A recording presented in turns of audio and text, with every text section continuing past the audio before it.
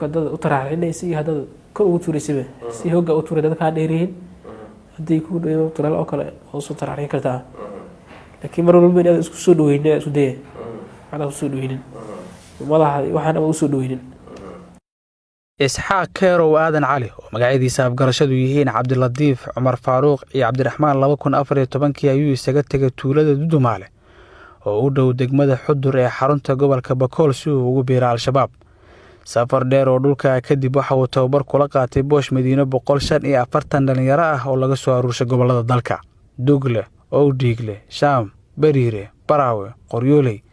Sabiid iyo Caanoole iyo Aqbari Weyn Golweyn iyo Afgooyo oo dhammaan ka tirsan shabeellada hoose ayuu waqtigiisa ugu badan ee dhuumaaleysiga ku qaatay marka laga reebay inuu hiiraan qayb ka ahaa argagixisada weerar gubid ah oo ay ku qaaday kolonyo gaadiid ah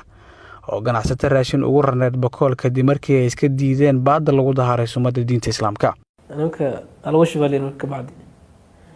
abadisi loo shibay marka hortii markii laga qabsaday ay buuray fuulay marka buurta looma kori karo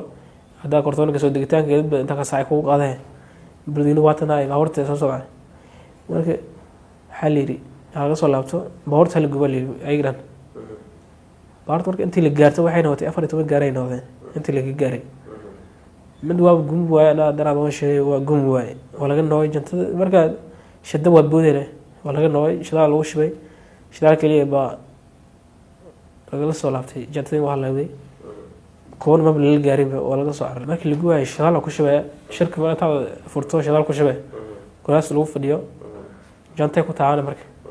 كناس مطورة مرك أزل جبنان والراشين أزل جارين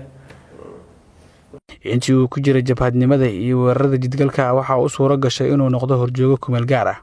waxa uu u joogay jabhad marka katiibada saddex jabhad way marka rigi meelahan joogan fasafasahay riga hadii magan yihiin kuwa loo dhiibtaa yani marka jabhad mid kama liiday madeed waxa raysanayd katiiba ku raysanayd mid liidibay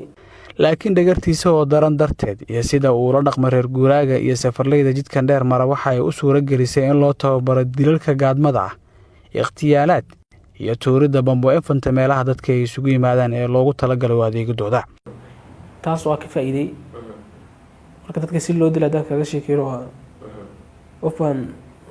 waba socdaaba ma ku jiido kaasoo kale waa fursad laakiin qofka ku soo fiirinayo kale إنها كلهنا وأنا أكتسب مرة هذه كلاش سوبها وفيرنا يكون مشغول أكيد بس كم دقيقة يصير ما كان دافتي وكسر لعنا هذا كل شيء جالس كل جراه قف كسرنا مرور بنا قدر كمرتنا هنا قف هرتس كنوس وبعيس سواء كان وران وكفيرنا إن بحاش الله صباح وكاسو كوجيدين بقول كريه وبعدي بهاش قريس وتو قري وتو ما سو غريغنا هنا ما بيقولوا هذا كاسو كله markii taas way soo baray Axmed Umar Calasow oo la dilay 22 January sanadkan ayuu ka qayb noqday Kero waana dilkii ugu horeeyay ee weedu ka fuliyaan isaga iyo laba kale oo si wada jira u howlgalayeen Kero waxa uu ii sheegay sababta ay uga tanaasuleen isticmaalka bastoolada inay tahay tubta amni oo uu sameystay taliska booliiska gobolka Banaadir taasi oo sababtay in koob badan oo saaxiibadiisa loo diro hoyga dambe aakhiro bastoolad macnaha shaqada ma yaalina in la soo diyaaray rabtaa dad lagu qabtay rabtaa marka qabashada noo badnayd marka qofka bastoolad wato wala dareema marka sababaas dhammaan jiray marka in bastoolada lagu ugaarto in dadka waraasto in lagu soo diyaar labadaas way bastoolada waxaan soo diyaarin ma loo sheegin kaasan ahayn anagna ma baraasin jirin marka ma meesha baaburta wareegaysay marka dadkii dareemo oo kale qabanayo marka shaqada ku roqo lagu dhahay marka hada ku dhacdo oo kale dhawaato marka bambada in la hadurta lagu mashquuliyo Allah bambadaas markani ku shaqeysanayo tirabama uu ku tuuray meelo kamid ah degmooyinka Yaaqshiid Boondere Shibis iyo wadajir ugu dambeyn nagartiisa argagixisanimo laanta horseed ee degmada Yaaqshiid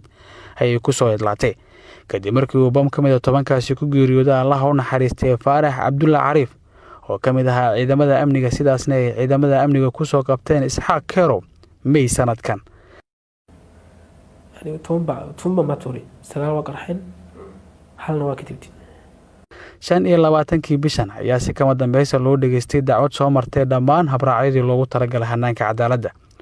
ugu dambeyn maxkamadda ayaa maanta go'aan ka soo saartay sida uu ku dhawaaqay gaashaanle sare Xasan Cali Nuur Shoote gudoomiyaha maxkamadda darajada koowaad ee ciidamada qalabka sida.